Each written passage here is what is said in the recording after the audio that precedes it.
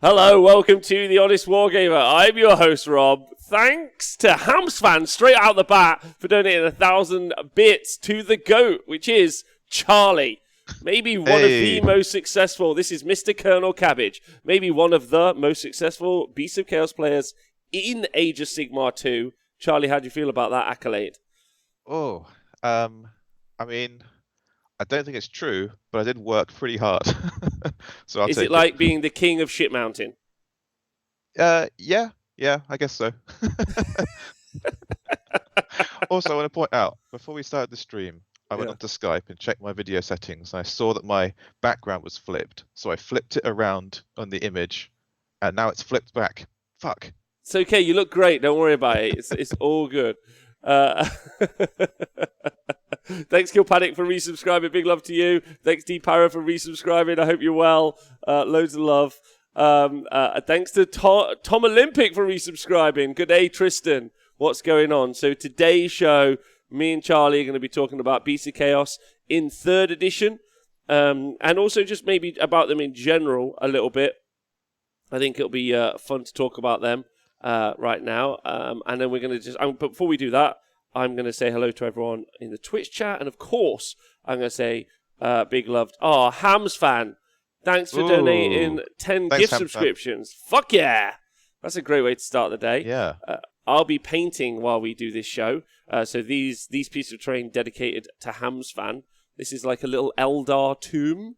So I'm going to say that Hams fan is in here. I might even write Hams fan. I'm going to write Hams fan on the bottom.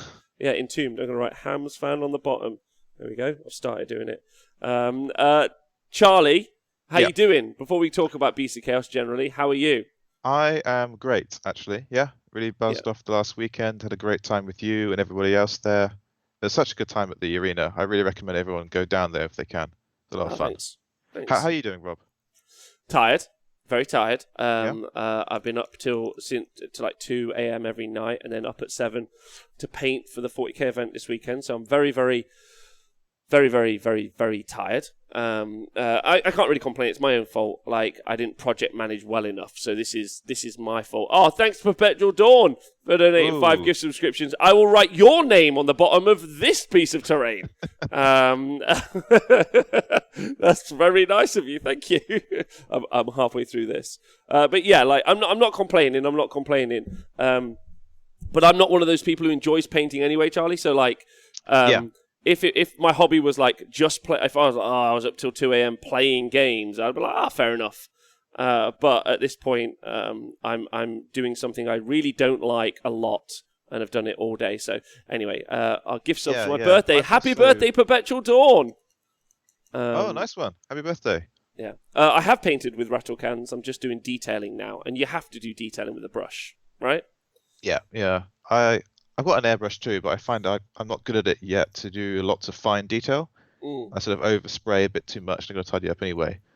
So I'm still at the stage where I'm doing zenithal highlights and base layers, and then moving on to the brush, and it gets a bit tedious for me, I must say. Yeah. Anyway, I'm not complaining because I'm very excited. I just like you, Charlie. I had a great time last weekend, and I think one of the most rewarding things for me was watching people play on the tables, because I thought the tables were pretty sweet. Like the tables were great. Yeah. Oh, thanks, man. Pretty good. Thanks, man. Most important question. You've been to TSN Arena now. How are the hand dryers? Hand dryers good. Yeah. Powerful, direct, efficient. Good. All right, that's what I wanted to say. That's my 3-word review. 3-word review, that's all we need. What about the food? How was the food? Oh, man, there's a fantastic cafe called Blend over near you sort of walk a few minutes away from the arena, do incredible toasted sandwiches. And I think by the end of the weekend, everyone was going there. Yes, it's there's just for everyone who ever comes to TSN Arena, there's a very funny moment where sometimes you have different crowds in, from different walks of life, and it's quite fun because you can kind of send them across the road, and there's like 3 eateries. There's a Subway for you quick and easy, and then just further down the road, and I mean like literally 3 shops down, there's a classic English greasy spoon. Yeah, all the trimmings. There's not a vegetable for miles, but then literally opposite it, Opposite it is a wanky, fancy cafe, which is where I tend to go, where you can get yourself a nice coffee or, like Charlie was saying, a sandwich and a toasted whatever with some avocado, smashed avocado, all of these other things. But you make a real kind of like cultural choice, I think, Charlie, at that point, right? Yeah. The toasted sandwiches are just incredible. I can't recommend it. There's enough. Okay, good. I'll let them know. I'll go there for lunch after. I'll tell them. Right, anyway. Where do the top tables go? Wherever they want is the real question. Right, Charlie, how have you been? What's been going on? Are you well? Yes. Yesterday I went out and I picked up, if I can see it, this, which is my Kragnos that my friend Rob Wales painted for me. Nice. I don't know if that's in focus. I'm not sure my camera's Can't doing see it that at all. well Move it today. in front of your face. No, Move it in front of your in face. front of my face. There we go. Still not in focus, but we can see it now, so... Why isn't it focusing? I don't know. Weird. Okay. Well, anyway, he painted up this Kragnos. It's on Twitter. You can find it on there. Follow me or through Rob. I think even Warhammer Community retweeted it. He did a great job on that. I got to touch up the base, but that's it. It's done. He's done a really nice job. So thanks, Rob. Not me, Rob. Not you. My friend Rob Wales from my club. And why have you painted him up? Because friends he's a with the destruction Essex model. He Wardrobes is guy. not a Beasts of Chaos model. I also play Sons of Behemoth. I'm painting those up at the moment. Right. And I think I'm going to go with them until Beasts get sorted out. They're in a bit of limbo right now. Okay. Well, So I'd like to Jimmy Cliff. I'd like to talk about that. That's really fun. Thanks to Perpetual Dawn. Oh man, for donating 39 quid to the show for the computer fund. Fuck yeah, we're at 27%. Fucking yes. Thanks, Perpetual Dawn. Thank you. And hey, Bobbin. Man, that's great. Okay, talk to me about Beasts of Chaos. Talk to me about Beasts of Chaos and where and why you think that they aren't. They've gone off a cliff. Or maybe we should start a bit earlier. How do you? Well, no, we'll do that first. What do you think about Age of Sigmar 3 is there that has made it so Beasts of Chaos maybe don't play, or what's the situation? So I guess the average points increase across the board was something like 8%. Mm-hmm. I think that was what I heard from various sources. And Beasts are right on that 8% line, I think. So if you're thinking about them as one of the weaker armies in the game, you'd hopefully think that, if everything's moving up a bit, you want the top stuff to move up a lot, and then the weaker stuff to move up only a small amount. But they sort of moved up the average, so we're not sort of gaining much in that sense in the sort of the points changes. Things like the Doomball went up 15%, Bulgors went up 15 points, Bestigors up to 135. These aren't. It's not terrible, but it's not helpful, if you get what I mean. Okay. I don't think it's pushing us in the right direction. We're not going off a cliff, but we're not getting pushed in the right direction. That's sort of the points angle. And then I think to the rest of it, you've got to understand how the beasts work, I think. And that's about the sub-factions. You've got the 3 sub-factions, and you've got sort of no sub-faction beasts. I don't think anyone runs no sub-faction beasts, really, because they just don't have very good command traits. And the beasts really benefit from having good command abilities in the sub-factions. Yeah. And I guess most people don't think about it, but beasts are actually a command point stacking army, in my opinion. Darkwalkers is like the ambushing one. That's a bit different. But you've got the 2 main ones I think people use are the All Herd and the Gavespawn. And then the All Herd is all about stacking command points so that you can they've got their command ability is that you can spend a command point and you gain a summoning point. Right. So naturally you want to start stacking that so you can start generating summoning points to then bring stuff on every turn. And then you're just harassing people with summons, and they've got to screen themselves out. They've got to avoid stuff coming on the backfield. I guess sort of infamously made a turn 2 Chimera list. I posted on the Honest Wargamer a couple of years ago, where you just burn through all your command points turn 1 with the Aether Court's Brooch, and then we lost that. But the Knowing Eye also helps you with more command points, and then you stick a Chimera on the board, and it's got a D6 mortal wound shot, and then it's got +2 to charge. And you just do that right away. Right. So that's one of the lists, but you can't stack that anymore. So you can only get one summoning point per turn, which is summoning points are roughly equal to about 20 points in the game. Mm-hmm. So you're not really getting that much benefit from that anymore. And then the other big sub-faction, which I shifted to and I ran at the weekend, is the Gave Spawn, where you're getting +1 attack on a unit from a Chaos Spawn, which is really good. But obviously, you also want to stack that. And if you use that now, you're limited. You can only put 1 extra attack onto a unit. A lot of people are probably thinking, big deal, that sounds broken. But if you're doing that, you're not getting any other command abilities on a unit in the combat phase. Hey, Charlie, just give me a sec. Sorry, I just need to thank some people in the chat. I need to thank Tarquinex for donating £39 to the computer fund. That's fucking super nice of him. Like, crazy nice. Like, and then just blowing me away today for some reason is one young low. Is that right? One young low for donating 50 quid to the show. Whoa. Yeah, so Big one. That's huge. Thank you. That's so nice for my broke-ass computer. That's nice. That's got us to 33% for the new putes. So that's massive. Like, that's really appreciated. Thank you. I can probably, for that £50, pick up like most of a Beast of Chaos army. Actually, Charlie, more to talk on that in the future. So thanks. I guess to backtrack a little bit then to make more sense. My list was Gave Spawn, and I sort of unusually ran Bulgors and Gorgons, which everyone thinks are terrible.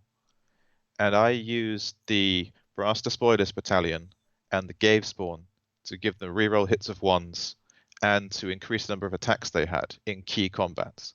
And I did that so that I could bring the efficiency of those subpar units up to a level where they did really good work. Okay. Now we've lost the battalion, which removes the efficiency of the units because they're all hitting on 4s, the Bulgors, which is pretty rough. Rerolling 1s helps a lot, and extra attacks helps a lot. Now I have no rerolls, and I only have one choice of command ability. I can give them +1 to hit, or I can give them +1 attack once. So now it's like a lot of the efficiency has gone out of the list, and it wasn't about making a hugely efficient list. I think it was, in my opinion, it was bringing them up to a level where they could work. Compete with everyone else. Yeah, exactly. I was bringing them up to a point where I could compete, in my opinion. And maybe I can still do that a bit, but I think now it's sort of it's really reduced.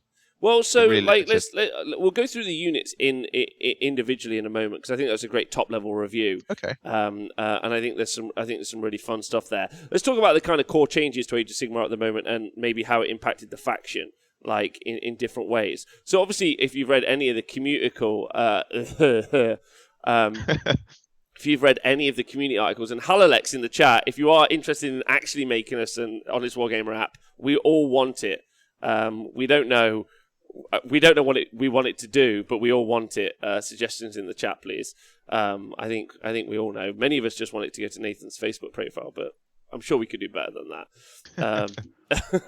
Yeah, like if we've seen, yeah, please do DM me. One of the interesting things, Charlie, that obviously if you read any of the community articles, is what will you do with +1 save? So let's talk about that because I think one of the things that's interesting is obviously we're moving into an armor save meta. I think. Yeah. And so I guess first question is what will you do with +1 save and also +1 save on heroes, and then how will you deal with armor saves is kind of the question after. So I think +1 save. I think in this edition you got the victory point for you got the battle tactic or something to kill the general, right? Yeah. So in Beasts we're kind of used to our heroes being quite easy to be killed. So we're trying to think now, like how do we make a hero that's more protectable? Okay. How do we make a general that's more protectable? So maybe you don't want any more general Bray Shaman with their 5 wounds and a 6-up save. Maybe that's not the right choice anymore. I mean, I usually went for the Doom Bull anyway because I wanted battle line Bulgors. But yeah, so I think he's a decent choice. He's got 8 wounds and a 4-up save, and so 8 wounds he can get Lookout Sir. So I think you can sort of hide him, pump him up to a 3-up. Maybe that's okay. The other choice is the Dragon Ogre Shaggoth, which some people like. He's a hero and a monster. Right. So he can get the monstrous rampages. He's also got 4 wounds, but I think the problem with him is he's got 10 wounds. So no lookout, sir. That's a shame. And yep, and he's also a wizard. Good. So I think that it's good, but I think that if you're the opponent, you're looking around the board, you're seeing this big dragony monster that's got a lot of wounds, and he's got 10 wounds. You don't get a -1 to shoot him. He's casting spells, so he's debuffing you. He's also a monster, so he's worth a point to kill, and he's probably at the Hearthstone doing stuff. I think you want to get rid of him. Whereas the Doomball can slink around with Bullgors. So I think that's your general decision. I think you can go with the Doomball there. Oh, sorry, just a recap on the Dragon Ogre Shoggoth. Owen in the chat, big up Owen Jackson, says, is Dragon Ogre Shoggoth a hero, monster, wizard, and massive letdown? Are those his keywords? I actually don't think he's a letdown anymore. I think he's interesting now. You think he's interesting? Could you redefine letdown? Redefine interesting, sorry. I think he's got 4 different ways to heal himself, and he's got a hero phase move, and he's got a spell that increases rend by 1. So he can cut himself at the Hearthstone to do the summoning points. He could hero phase move himself closer to get into range to do magic. He could then retreat. His attacks, he's got a 3 damage weapon on -2 rend, I think. So he's not terrible. I think he's a bit expensive, and I think 10 wounds is an issue. So I think the Doomball's still better, but he's not bad anymore. Plus, he can do the rampages and hero. Because he's a monster, I guess. Yeah. You basically added D3 mortal wounds to him. Did he go up points? 15 to 185. so more than Sentinels. Yeah. Oh my god. Wait, hold on. Thank you to Borny for resubscribing, also to Holinister, and also Glowdon's coming with a great idea for the app. Check this out, Charlie. Yep. We should have a novelty imitation stock market screen that has big up and down lines for each unit sourced from community votes. So when FAQs and such come out, you can check the big stonks. Love that idea. Yeah. The stonks market as an app. Maybe down. Down. Also, thanks to Ange, who's subscribing. And also, I mean to ask a question. How many points is Dragon Ogre Shoggoth now? I think he's 185. Okay, so for 185, right, a 10 wound monster so you don't get lookouts there, but it's a hero, it's a monster, it's a wizard for 185 with 10 wounds. Yep. That seems like good value. With 4 sources of healing. 4 sources of healing. 4 up armor safe base? 4 up armor safe base. Okay. What's his melee profile? I will check on the app before it vanishes once again from our lives. Yep. I just shuffle through my cards. Oh, got it. 3 attacks, 3s, -1 rend, 3 damage. Wow. Then his sweeping tail is D3 attacks, 4s, 3s, no rend, 1 damage, and 2 taloned forelimbs for 3s, -1, 1 damage. Charlie, I don't imagine you watched a lot of X on the Beach or no, I can't say I have. Or what's the other one that they always kill themselves after? The beach island, the one where they're always describing each other as Love Island. That's the one. No, I haven't seen much of that. No. But the Love Island, thank you. But like they're always describing people as like top shaggers. So if you wanted to, you could describe it. Imagine a Love Island-esque Beasts of Chaos themed army. I'm in. Top shaggers. Those poor Ungors. They're not top shaggers. They're voted out early. They're bottom bitches. They are bottom bitches. I'm sorry, and you're right, Charlie is far too civilized for this. I apologize. Anyway, I apologise. FEC's on the beach. I'm into it. Beastly Island. Right, anyway. So we were talking about armor saves, sorry, and how +1 save might help the army. I think Doomballs and Shoggoths are key candidates for that. Other stuff is mostly on a 5-up save, so it's not that efficient. I guess it is okay. You get more percentage bonus on a worse save roll, but you're still failing a lot. So Bestigors possibly. They're also on a 4+ save, but Bestigors I really don't feel right now. I think they -1 rend is in the worst place right now. Is in the worst place. Yeah, because if you got no rend, you're not paying for it. Okay. If you got -1, everyone's going to be stacking so much +1 to save. Your -1 will mean nothing, but you're paying for it. Yeah. If you got a -2, then it's a harder work for them to ignore that. So things like Bulgors and Doom Bulls are going to do some good work, I think. Gorgons are also -1. That's tough. Because remember, you got the Herdstone as well, so that also helps. You've got the Herdstone as well. Yeah, you got the Herdstone. I think Beast of Chaos are not that bad position for Rend actually, because the Herdstone gives you -1 to save, and the Spray Shaman can take a Lore spell, which also gives -1 to save. That's only 12-inch range, and the Shaggoth has a spell which gives increases your Rend by 1. So you can stack a lot of Rend up in Beast of Chaos. So I think that's the good part of the army. Okay. But -1 base is rough, and bravery is low on Bestigors. They're like a little missile. You want to send them in, blow up a screen, and then just be killed. And I think that's probably one of the issues, right? Is that there's not a lot of attrition in the army, or there's not a lot of ability to trade, a lot of ability to trade blows. So the +1s, in my opinion, the +1 save, be it from all-out defense or +1 save coming from the heroic action, or from Mystic Shield, across the armies doesn't really of course it benefits a 4-up save, turns you into 3-up, but I think, and I said this already, and someone in the YouTube comments took the piss out of me, which is super fair, but I really think it pushes the 3 to a 2 conversation. I think that's much better, and it's effectively useless on a 5 and 6-up armor save. It's whatever, it's cool, I can go from a 5 to a 4-up, that's fine, but the units I would be looking to take advantage of it. Of course, I'm going to bang Mystic Shield on anything whenever I'm playing the game. I'll be like, Mystic Shield, of course. But when it's that 3-up save, I think it's going to be really important. That's why I think beasts really suffer, because they're only going from 4s to 3s.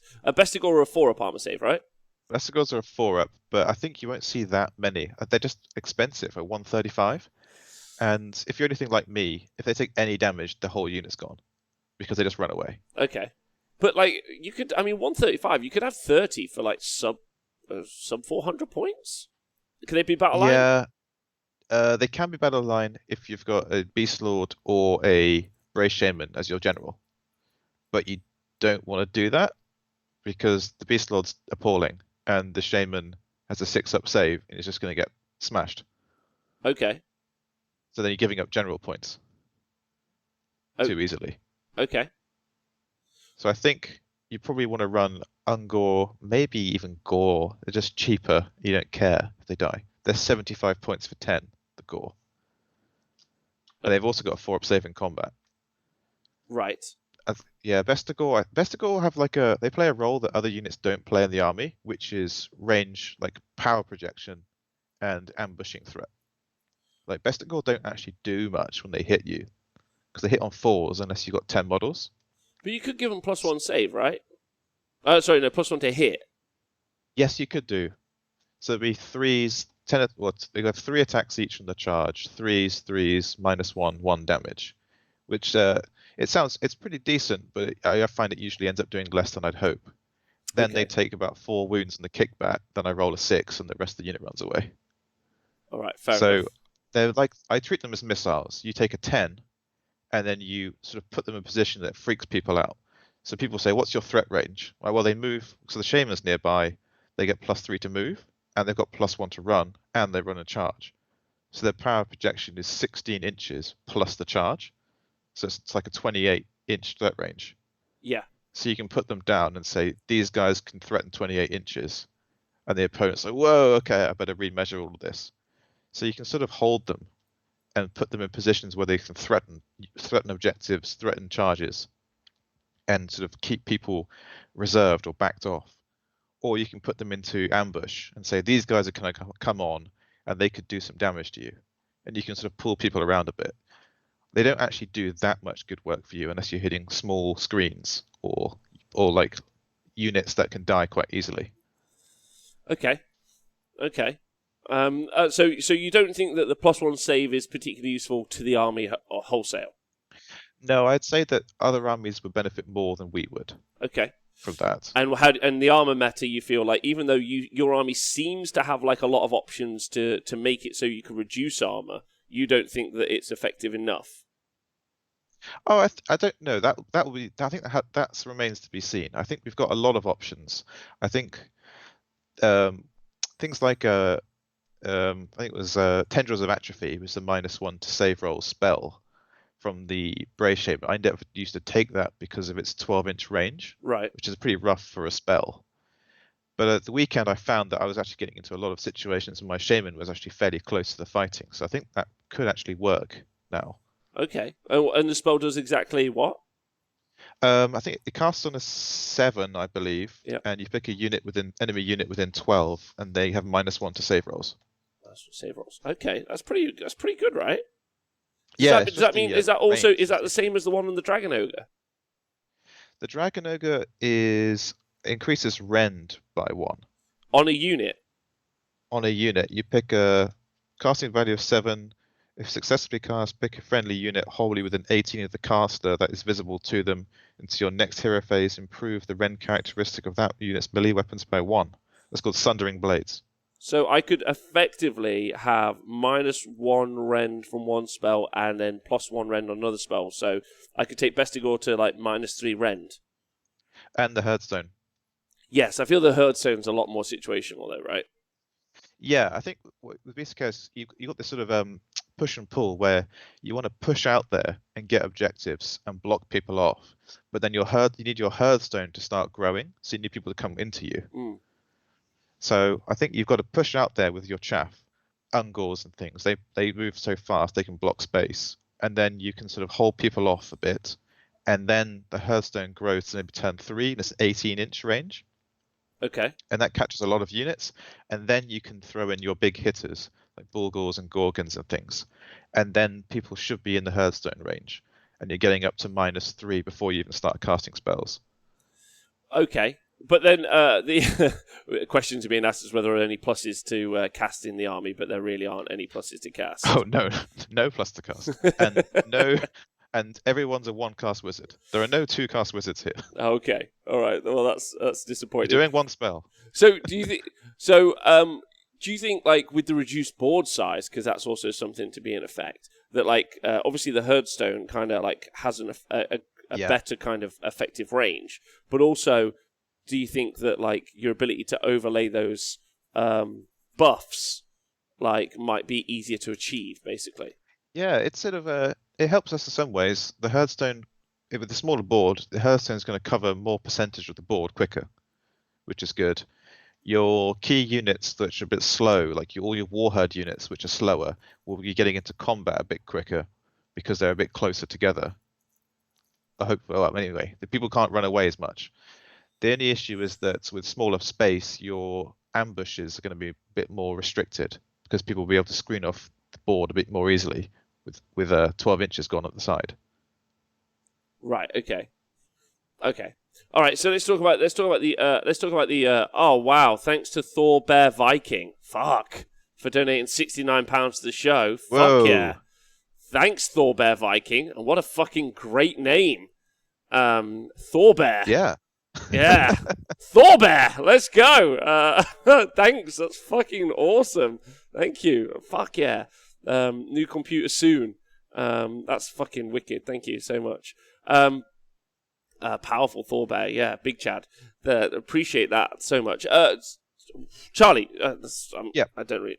Whenever this happens, it super throws me off, and I don't know what to do. I just kind of want to find these people and cuddle. I just want to find these people and cuddle them. Yeah, +1 save, +1 to hit. Attack. +1 to hit, I think, is actually, that's a much bigger effect on the army. It's a lot of 4+. All the Bulgors really suffer from having 4-ups to hit Bestigor as well. So I spent the whole time in AOS 2 trying to make Bulgors more efficient by getting them re-rolls, putting Grashrak in the list, because Grashrak has a spell where you target a unit within 18 and that unit takes D3 mortal wounds and gets +1 to hit against it. having it just as a command ability is really great. But obviously, it takes away your ability to give them other command abilities. Yes. So, like, do you not think that it would work well on like a unit of Ungor Raiders, let's say? Are they Ungor Raiders battle line? No. So you can take 20. That's a shame.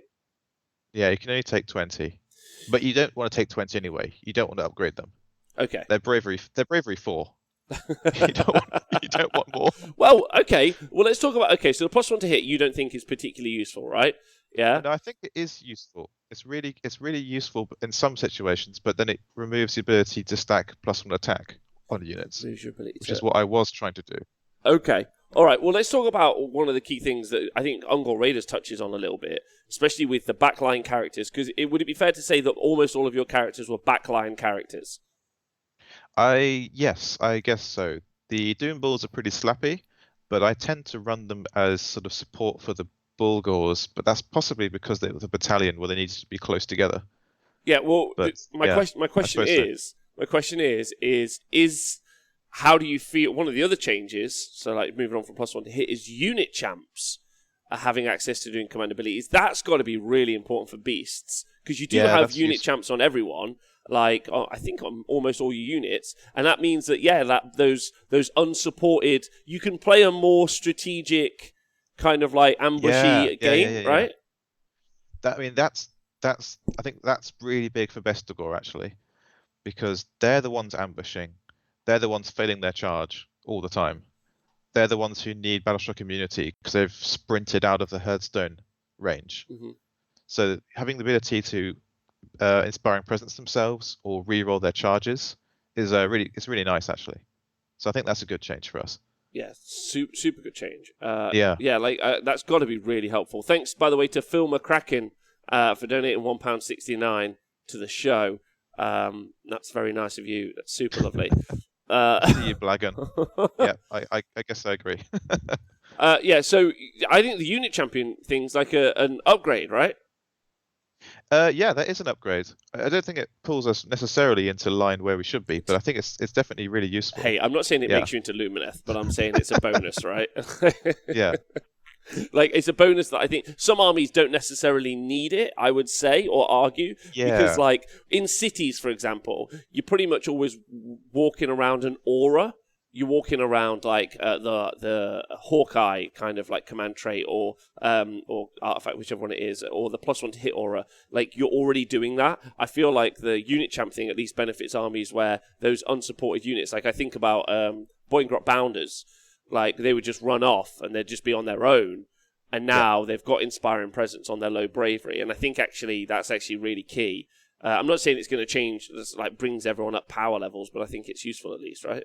Yeah, it's definitely useful. I think you use it on things like Bestigor, or maybe if you want to take big blocks of gore just to grind people, then being able to inspiring presence yourself is super useful, because you want those guys up at the front, either hitting chaff lines or blocking stuff coming into objectives. That's what you want to do with beasts. I think you want to go up there and block people, because we're not going to have beasts have often had like very low drops. We had really good battalions that allowed us to be 1 drop or 2 drop.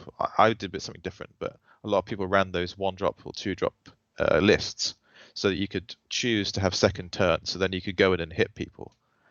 Now you're going to have, with the restrictions to reinforcements, they're all going to have so many blocks, and beasts are still pretty cheap. So there are going to be so many units on the board, different units. You're going to have huge drops unless you take that battalion, to the 1 drop battalion. So I think we're going to be made to go first more often. So we're going to need to take that first turn to really push out and block movement of the enemy. Right. At the weekend, I was 9 drops and I didn't have the choice any time.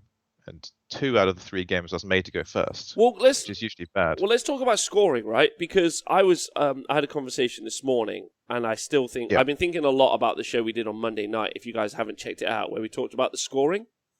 Yeah. And about how you score. And I'm fairly convinced that you don't have to, other than on battle plans where you have to go and just drop a few bodies on there, just to trade off on objectives, right? Like a classic Battle for the Past situation. Yeah? Yeah. I don't think you have to engage with your enemy at all until turn 3. Yeah? Like you can just scoot around, grab battle tactics. Yeah, things like that. Score a couple. Like I don't think your points changes dramatically. Thanks, Nikki DeWilliams, for donating £6.90 to the show. Thanks, everyone, man. You've been so fucking kind. It's so nice of you. Thank you. That's so good. Like surely, like beasts are in a really good position at this point because ultimately you kind of don't have to fight anyone. Like the situation that beasts had before, right? This is my assessment, and you tell me if I'm wrong. Is you had to go out and push into the enemy because you didn't really have any long range support to like go and hit stuff, right? No. Yeah, no, but there's now, no long range really. But now the furthest you ever have to go is the mid board, right? You don't have to like go anywhere, right? You go to the objectives in the mid board, maybe, right? And then you can just trade off there, and that's good for you. And then the rest you can just be doing battle tactics. Like you don't have to like try killing the enemy general till like round 4 or 5, you know, like whereas if they've got like Marathi, which is a bad example, obviously she's unkillable, but if they've got like a Vampire Lord and Zombie Dragon or even Archeon, and they've almost got to throw that at you early. They've got to put that in the middle, right? I guess so. I mean, I think the way that people play this, there are two ways. I play a sort of counter-punchy way where I set up screens and things so that I can then counter-punch with the units that I buff up. But I think a lot of people play like a layered defense tactic where the beast player is thinking, okay, I know I'm going to die, but I can control where I die. And so you want to push up beyond the objectives and create layers of walls, layers of chaff walls that stop the enemy getting onto the objectives, so that by the time they manage to kill you and get to where they want to be, you're already up on points. So I think beasts probably just do want to get out the gates early and rack the points up, and then sort of push out, block them from moving, because you can get the shamans give the +3 to move, and all the gore units run and charge or run and shoot and get +1 to runs. So you can fly 16 inches up the board and say, here's a wall of little ungors. Like you can't walk forwards anymore. Yeah, I'm just going to put a couple of bodies there. That's what I'm saying. And then you're just achieving all your and then you've got your couple of big hitters, which is going to be my next question. Which is what are your big hitters? Thanks to Ben the Dragon and also Ty Winning, both for donating. Just Ben the Dragon for donating a tenner, and Ty Winning for donating $6.69. It's fucking outrageous. You guys have been super sweet today. Thank you. It's very much appreciated. I think this is because we've got Charlie on and we're talking about beasts. Oh, I don't know about that. I think it is. I think it's because of Charlie. Can we get some love for Charlie in the chat? He's a fucking great guy. And also, can we just talk about the fact, Charlie, I just want to kind of throw this out there for a minute. Plymouth Troll Slayer's in the chat, and our man Adam Mumford, the Warhammer freedom fighter that is, he kind of has a different take on the whole Beasts of Chaos meta. Very different. Like there's Blagan, there's the Beasts of Chaos chat, and then there's the freedom fighter out there just running around with the cockatrices. Do you guys see him as a kind of like a young upstart? Do you see him as like a rebel without a cause? Like where do you guys kind of feel about the 16 cockatrice meta?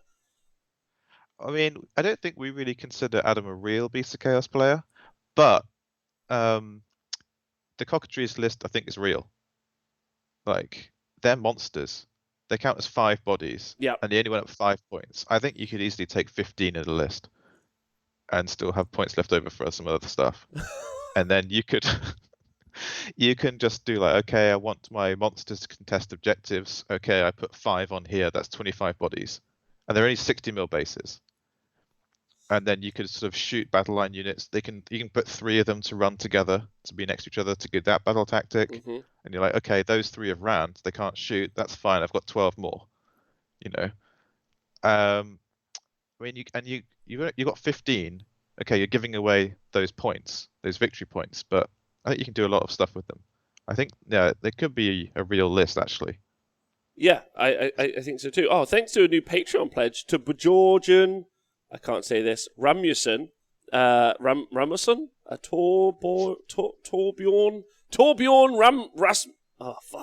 Torbjorn Rasmussen. Thanks very much for joining Patreon. That's fucking great. That's so lovely of you.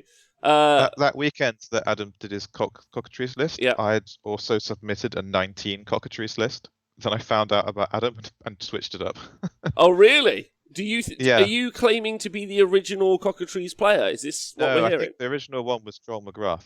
Oh, He put really? it on your. Yeah, he uploaded the Cockatrice list to the Honest Wargamer website last January. Wow. Okay. So, Yeah, yeah. so you guys don't Controversy. consider Adam to be a real Beast of Chaos player, basically, is what you're saying? No, he's an upstart, isn't he? He's an upstart, a rebel. I like the idea that you're all like wise goats sat around a fire, livid No, about I think we're aggressive goats butting heads with this guy who's come in, strutting about. just throwing it all around. Okay. All right, so talk to me about big hitters, right? Because when you are playing a counterpunch list, or even if you've got if you're facing like an Archeon, right, or like something that has to die, what is it that you guys send in to do that job? I'm not sure about other players, but for me, it's Bulgors. They're just they're my bros. I started off playing Warherds, and I just love the cows. And what I do currently is I try and position my Bulgors so that I can then get the charge on the following turn. It takes them 2 or 3 turns to get to position, but I want to position them so they hit the big threat in the opponent's army. Then I have currently I use the Brass Despoilers Battalion, which gives you reroll 1s if you're wholly within 9 of a friendly unit of the same battalion. Mm-hmm. And then once per game, you can unleash your rage in the hero phase and reroll all wound rolls into your following hero phase with the same limitations. So then I've got my Bulgors rerolling 1s to hit and rerolling all wounds, and then I stack 2 or 3 command points on them, so they go up to 4 or 5 attacks each. Okay. And then I go punch whatever it is, and it nearly always dies. But you can no longer stack those attacks, though, right? Yeah, that's the issue. Is you can't stack the attacks and get +1 to hit. You can get an extra attack, or you can get +1 to hit, and you don't get any rerolls anymore. Right. So the efficiency of the unit's way down. So I think we're looking for what's going to happen with the FAQ. I think right now the book's in limbo. Okay, so right? what are you hopeful for from the FAQ? I think they wrote the sub-factions with the idea that you can duplicate commands, and you can't anymore. Right. So those will need to be rewritten.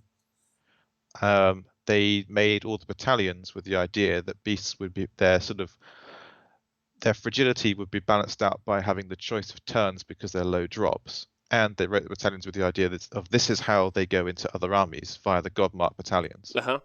All that's gone too. So the book doesn't really function as it was designed anymore. If you're playing now, you're just sort of throwing together some goats and seeing what happens, I think. We've got to wait and see what happens with the FAQ. I think the FAQ, they're going to maybe tweak the God marking so that they can go into other armies. And then we'll have to wait until we get a book to fix the rest of it. I think we're just in a limbo state right now. I'm not even trying to write lists. I'm just waiting for the FAQ. Yeah, because it's all going to change. I think it's pretty redundant. I haven't written any lists at the moment. Yeah. I'm with you. I think the FAQ is going to basically reset the game. That's why I've got planned for next week. I'm going to do a bunch of faction focuses over the course of the next week because I expect is launch day this Saturday? No, it's next Saturday. No, it's next Saturday. Saturday. So we've got a week and a bit. Let's just turn on Jimmy Cliff sitting here in limbo and just relax. Just put on some smooth, quiet jazz and just chill for a week and a half. Yeah. Hey, it gives us a good amount of time to learn the core rules, right? That's important. Yeah, exactly. I'm just going to focus on learning the core rules, and then Gargant stomps. So painting Gargants. I mean, Gargant stonks are through the roof already, right? They're significant. So I think that the changes to beasts will come, and we'll see where we are then. I think. Okay, so I'm going to ask a question that there's no pointed mark about this. Pete, by the way, in the chat says you can't fix Beast of Chaos by FAQ. It will be a case of just knuckling down and waiting for a book. I think that's fair. That's true, but my point wasn't that it fixes it. I think the FAQ is going to change how the army functions in regards to God marking and interacting with other armies. At that point, we'll know how we actually create a list. and then in the new book they'll address the sub-factions and all the war scrolls, hopefully. Yeah. If anyone's wondering, it's been confirmed that launch day is on the day of. So the FAQ is on the day of launch day. So that's Saturday. Right. Has been the confirmation. So that's when we start thinking about lists, I think. Yeah, that's from my coffee shop spies. If anyone's interested. Yeah. Okay. Is that blend? Is it? It's all places actually. Shh, keep it quiet. I have so many coffee shops in my back pocket. That's what gave me heart palpitations, right? Yeah. So that they're already done. So the word on the street, that's it. You've got it, Red Chameleos. I can't wait to see you again. Yeah. So I would say, knuckling down and learning this. But my question to you is, Charlie, and I don't want this to be like a sad note for the end. But do you think that that Beasts of Chaos are gonna, like, very much like Skaven? Beasts of Chaos were kind of like all amalgamated into a book, right? Like at that point, like all herds and war herds were different books. Do you think that we're going to see them retconned out? Do you think that we're going to see them get the update that they kind of like need? We've had other books. I don't think they're going to be retconned out. You don't think so? No, I don't think so. I think there are enough players for Games Workshop to think, okay, it's worth doing more stuff with this. Maybe not a lot, but at least something. Yeah, I think they're more popular than Fire Slayers, but just less good. I think they're more popular than Fire Slayers, and I agree with you. I just don't. Although currently writing myself Fire Slayers lists, just FYI. But and the other reason I think they're not going away is if you look at the monstrous rampage table, the Titanic duel, the picture is a cockatrice fighting a chimera. So hopeful. So fucking hopeful. Is this what Beasts of Chaos have come to? They're just constantly hoping. Yeah, when that table came out, I think someone clipped that picture and we're like, we exist! We exist! There's rumours of a new Doomball and Jabberslide sculpt. Okay, so Charlie, talk to me. Like, if like this is all hopeful stuff, because we'll have you back on to do a proper Beast of Chaos chat when we see the FAQ and stuff. Sounds good. But like from a new Beast of Chaos tome, as a Beast of Chaos fan, and also like a couple of things. Number one, if there's anyone out there who's thinking about playing Beast of Chaos, why would you say to play them? And also, what's the Beast of Chaos community like? By the way, thanks to Super Sweeney for subscribing first time. Welcome to the gang. Whoa! Shots fired. Boom, boom, boom, boom. Go on, Charlie. The Beast of Chaos community is great. Everyone's like helpful and nice, and we're trying to like figure out how to make this crazy army work. Yeah. And there are people like me who are like, apply more bulgurs, and other people going, no, we just got to like flood the board with chaff. Everything's chaff. I think you play Beasts of Chaos because you like weird chaos goats, or you like Chad cows that punch people with axes, and also the reason you play it is it makes you better as a player. I think I played this army for since 2017, before I had the Battle Tome, and then since then I've been playing it pretty much solidly with a few minor distractions. And having a weak army that requires a lot of thought and effort to win games, I think makes you a better player. You have to develop different skills. Think really critically about, how do I win this game? I can't, their army is just better. How do I make it so that I win the objectives? And I think that's, you can skill yourself up a bit by playing an army like that. I definitely improved. I don't think I'm amazing, but I definitely improved a lot playing Beasts of Chaos. And you think having an army that isn't as strong is a positive? Okay, so yeah. You double win, right? You double win. You double win. Double win. I said this before, because if you lose with a shit army, you're meant to lose. But if you beat someone with a shit army, you double win. Yeah, exactly. It's a win, and you win because you should never have won. But now I'm a bit stressed about what to do. If I get a good army, I don't have my crutch anymore. If you lose, that's on you, baby. Shit. Right, so The question is if there was going to be a new Beasts range, right? Like a new book, the whole business. Like what is it that you'd like to see from them as a book? Like what is like how do you playstyle wise? Like KO, they move around and they shoot you. You know, like what is it that you'd like to see from Beasts? Do you think what's the most thematic way for them to put out like a Beasts force? Would you say? I think there are a number of resin models that just need updating, like the Shaggoth and the Doom Bull and the Beast Lord. They need new models. They're all resin. The Tuskor Chariot needs a model. He's resin. Don't really care about the Jabba Slythe, but they could do something fun with that. I think it'd also be fun if they went back to, I think originally the beasts where the models had different types of beasts. They weren't all goats or cows. And I think even in like if you read Beastgrave, the beasts all have descriptions of what kind of beast they are. Like one's a wolf, one's more porcine, one's more ursine. Porcupine like beasts of chaos.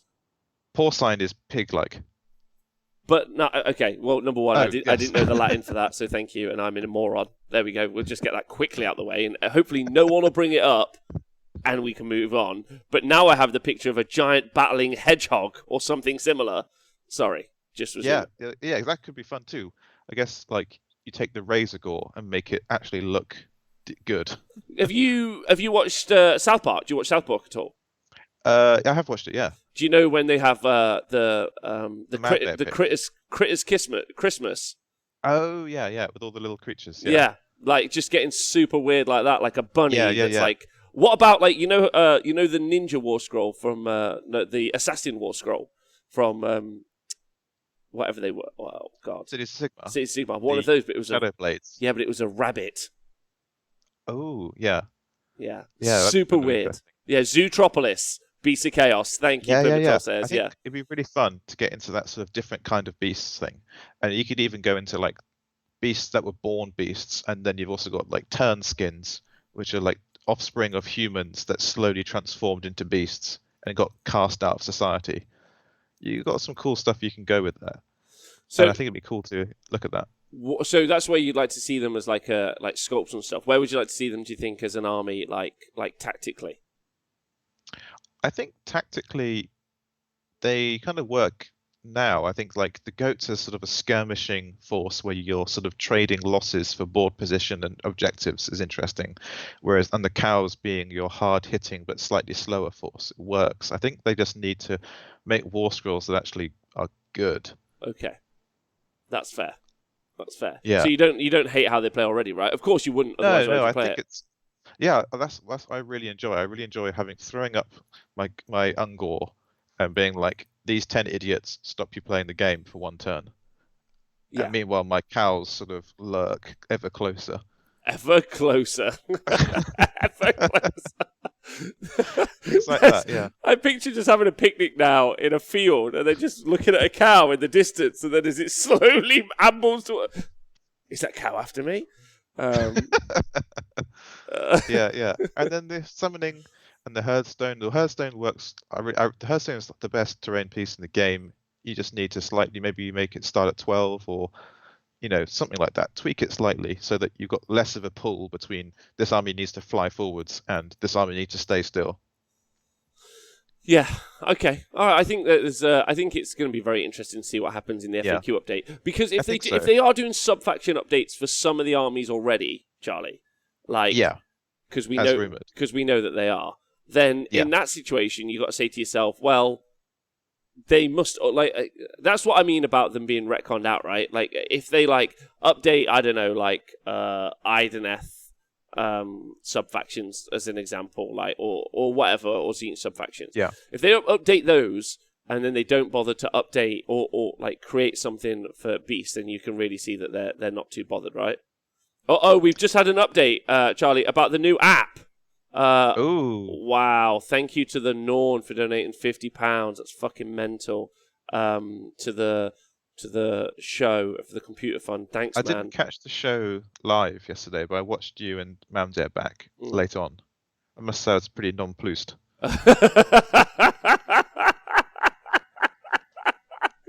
I also was nonplussed. Thanks to Norn, man. That's fucking super nice of you. That's outrageously nice. Thanks, everyone. We've gone up like 20% today. That's fucking mental. That's mad. That's mental. Yeah. Thank Wow. you. Thanks, everyone. Thanks, everyone. Thanks, everyone. Because Charlie, do you see my computer? Did I show you the sound? It doesn't matter. Yeah, I saw you all the artifacting on the screen. It's terrible. Yeah. Oh, yeah. I did show you. Yeah, it's fucked. Yeah. Right. Okay. So what? Okay. So do you want to read through the app with this new thing with me? Yeah. Yeah. Let's do it. Okay. Let's do it. This is hold on. Let me see it so you guys can get it on the screen at the same time. 1 second. This is not helpful for the podcast bros who need to stay hydrated, but it's just nice for production value, isn't it? Just a quick one. Oh, what's happening in the chat? I can't multi-screen now, Charlie. So let me know what's happening. Davey Smith gifted tier 1 subscriptions. Thank you, Davey Smith. Oh man, thanks. Fuck yeah, that's so great. 5. 5. Fuck. Yeah. Thanks, man. Thanks, Davey Smith. Thanks. Normally I have like other screens, but I can't actually like do that now. Yeah, so. yeah. Right. Okay. So thanks, David Smith. Big love to you, and thanks to Norm. Thank you, everyone. Why is the old Warhammer Age of Sigmar app being retired? Okay, great question. Technology changes apace. Does the current one not work? Yeah, it works. Okay. As do the rules of battle. While the old app has assisted generals across the mortal realms, this is the perfect time to overhaul the platform so it's better equipped to bolster your campaigns and deliver cool new features. Okay. Charlie, how's that emotionally make you feel? Twitch chat, how's that emotionally make you feel? Anxious.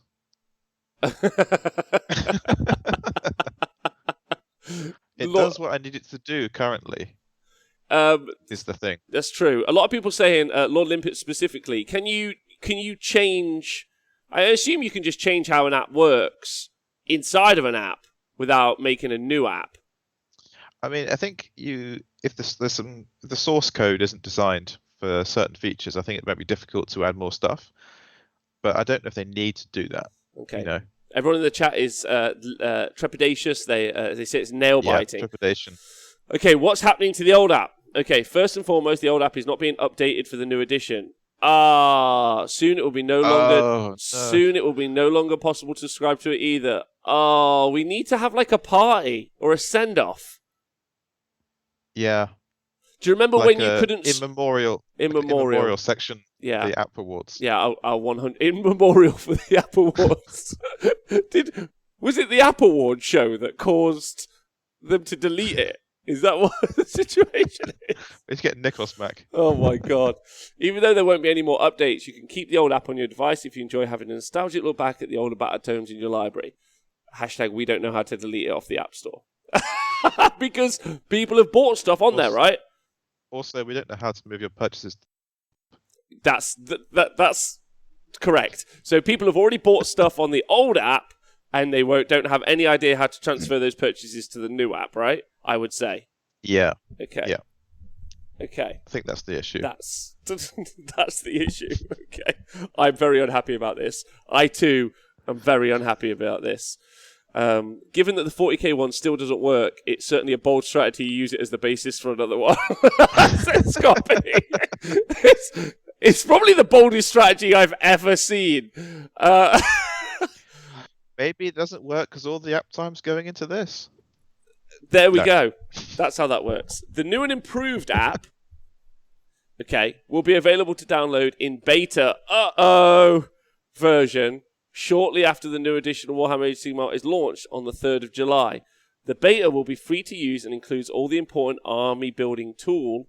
It includes the all-important army building tool. Eventually, the app will join the wider Warhammer Plus offer, and access to paid features, including the army building tool, will be included in part of the subscription. So that's fine, because we don't care about that, because we just want to know what's happening to War Scroll Builder, right? I didn't use Azir. Yeah. I know some people use Azir, but you guys are weird. I'm just going to put that out there. And if you don't, and if you're like, fuck you, Rob, then fuck you back. Because why would you... Rob, can you confirm that the app is in beta because it's designed for AOS 4? No, I can't confirm that it... No. No. Oh, no. 6 months shortly after. So there was a bit of an issue with the 40k one that they promised it on a certain date and it wasn't delivered on that certain date, right? Yep. So It was ages. It was ages. They also do not know what the beta releases should be used for. That is correct. Okay. All right. Well, listen. I know we're all nervous about this. No one seems to be. Everyone else. Is it because I'm the only content creator who's not getting free shit at this point? Like me and Jim Vessel, only ones. What's the situation? No digital books, right?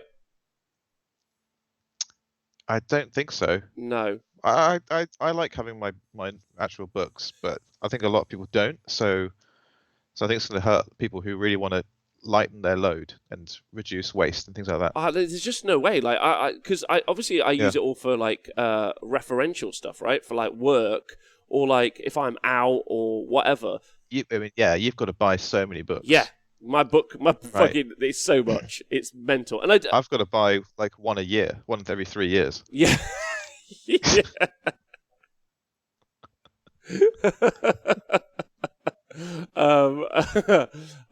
So Ben the Dragon says, "How dare Games Workshop not give you free stuff?" I assume he's referring to War Scroll Builder or whatever it is. I personally think it really behoves a company if they want people to play their game to make that very easy to do, and then closing down an app that does work so that you can build armies and reference rules to open up an app that doesn't work is asinine. As an example, it's nice that Games Workshop made a 40k app last year, of course, but until that point, the only way you could ever build rules, army lists, ever was Battlescribe, which was free and funded by the community. So actually, I think that's the key point, right? Battlescribe's going to exist, and AOS is it's not as complicated to list build as 40k. You basically just need an Excel sheet. Yes. And War Scroll Builder is Tony P making that sheet for us. Yeah. Otherwise everyone's just gonna be okay, fine. I'll just type in all my points on the calculator. It's really not hard. Agreed. But what's nice about it is it's just a nice, easy format for everyone to be a part of as well.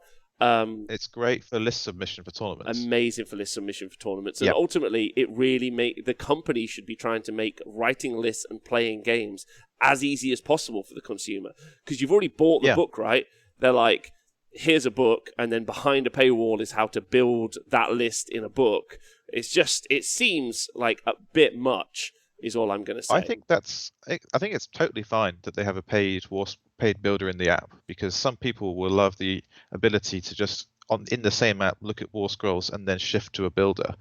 And someone in London, often on the underground, having an offline building app is actually pretty useful. If you're on the train for like an hour, you don't have, because War Scroll builder on the website, you need the internet connection. Yeah. So when I was traveling in to work and things like that, I could just bring up my phone and use the app. Yeah. But I'm working from home now, so I don't do that. So I think it's good they have a paid option and have a free option, and people can choose what they like. Also, as a TO, how do we all feel about Azir, the output of Azir for tournament list submission? I think we still use War Scroll Builder. Yeah, 100%. It's all you use the one system that everyone can use. Do you think people who output their lists on Azir for tournaments are wrong-uns? I didn't say that. The chat said it. Definitely, because I did it to Owen, and I when the 2019 points dropped, or GHB 2020, when they had those amazing points drops, and my list dropped 10 points for Beasts of Chaos, I just used my old list from Azir and then MS Painted, changed the points, and then sent it to Owen. Yeah, by TO I do mean Tawny Boss. Sorry, TBs. We're calling them TBs from now on, Tawny Bosses. Yeah, TBs. It's way better. Yeah, Organizer sounds rubbish. Yeah, who doesn't want to be a boss? Tawny Boss. Thanks, Nogel Matthew. Appreciate you. All right, to be fair, Battlescribe output looks like one big mess as well. Yeah, no, I agree, Halalex. The perfect output is War Scroll Builder. Not War Scroll Builder. Yeah, War Scroll Builder. It's the perfect output. They've it's concise. Yeah. And there's two versions. The short and the long. Yeah, the short and the long. The short and the long. Yeah. So, It's perfect. I love that one guy was like, just a guy called Tony was like, I reckon I can do this better. And then they did it and they were like, yeah, this is really good. Like, like I'd pay £5 a month for War Scroll Builder, right? It's really useful. Yep. I think it's still like a free feature. I'm not sure if I'd pay that much because I could just write a list on a notepad or something. I think also you're one of those cases where you rarely look across a variety of armies. Like for work as well, I look up a lot of stuff for reference and other stuff. And obviously, like I wouldn't mind paying it, like if like it was there. But also, like other companies, like why aren't other companies supporting their like? Why are Games Workshop like planting a flag and being like, we won't support people writing lists well, like they're like. Yeah. So, do you know what I mean? Like it's weird. Like and also, like Alkanaut says, I think go on. For your work, you have to do a lot of looking up stuff. And I think that's true of a lot of content creators, which is why I've been slightly wary of all the calls of, oh, just make an app with a subscription, I'd pay for it. Because a lot of people saying that are people on shows who write lists for all sorts of different armies and look up all sorts of information. And that's maybe like 5% of their player base. And 80% of the player base will be people who just buy their one battle tome every 3 years. That's a good point. And they don't want to have to pay a subscription to have access when they would just pay 25 quid every 3 years. Yeah, that's a really good point. I hadn't thought about that. I hadn't thought about my position in the situation. So thanks for giving me the context. Yeah, I think that... I mean, your position is valid, but I think a lot of people... It just doesn't take into account other people's position. Yeah. That's a really good point. Yeah. I hadn't thought that through. It doesn't save them any money. Yeah, it doesn't save them any money. No, I agree with you. And also, like, they made 100 million a year. Why do they need more money? Like, just make it so I can write lists. Like, it should be like the boon. You know, they're like, they could just be like, oh, we good guys. Look at us. Help you write a list. We thought about, like, we did the score sheet for, so Chuckabutty made our score sheet for us, the Honest Wargamer score sheet, like for AOS 3. I was like, that's the first thing I'm going to need as a player because there's so much that we're going to have to learn and remember. Like, so I'm going to need a score sheet, right? Exactly. But why have they not just got like a product department who are like, what's the best way to help our player base have more fun? Like, oh, by the way, guys, here's a score sheet for you guys to play. This is super easy. Here's a list submission website.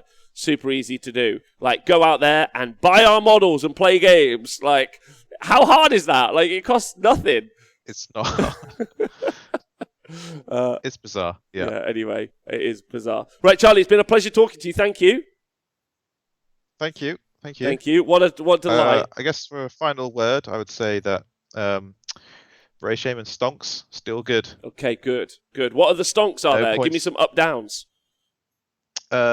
Beast Lord still down. Doombull staying level. Shagoth slightly up. Grashrak just about the same. Bray Shaman up. And the Zangor Shaman up. That's enough for now. That's good. The Shamans stayed the same points. That's really good. Okay, that's great. Devolve, incredible. If he can still be allied in, can't he? Yet to be seen. Oh. Oh no, they've all the Chaos armies lost their allegiance with Beast of Chaos. Uh oh. Get in the bin, Charlie. Your whole army's going in the bin. Uh-oh. Beast of Chaos who? Uh-oh. Right, anyway, listen, it's been lovely. Can I just thank everyone who's made any donations today to help us get the new computers crazy, and all the gift subscriptions and everything else is super kind. Thanks everyone for tuning in via the podcast. Stay hydrated. Thanks to everyone who's watching back on YouTube and being a thug, and thanks to everyone on Patreon. Like, honestly, couldn't live without you, so thanks. You guys are great. Charlie, you got any shout-outs before we head out today? I want to shout out Darren, actually. Oh, yeah? Darren Watson, because Darren's a big he's really into the psychology of wargaming. Yes. And I had various chats with him over the course of helping out with the Super Series, and he was talking about how he approaches the game psychologically. Don't give away information, like don't give away that you think you're in a bad position or a good position. Just sort of focus and let them make mistakes, put players into positions where you're giving them choices and you seem like you know what you want to do. And I think that helped a lot actually at the weekend, and that helped me do well at the weekend. So I want to shout out Darren. So thanks a lot for helping me out with that. There we go. Amazing. And he's just also an amazing human being. So let's Yeah, double he's down. such a nice guy. A double Darren shout out. So big love to him. Thanks to the Twitch chat. Love you all. Thanks for listening to Honest Wargamer. And we'll see you soon. Oh, we're going to do a raid. Hold on. Thanks for hanging out. You're all oh, what? Wait, why does it say Duck Guts isn't a valid name? Duck Guts. He's live. Yeah, is it with an S, right? Underscore. What is it? Duck_Guts? Yep. Yes. Let's go hang out with that guy. Right, you guys, great. Show tonight. Yeah, there is. With the 40k show tonight, 7 p.m. Boom! Nice show. Thanks for listening to Honest Wargamer. That's it. See you soon. Bye.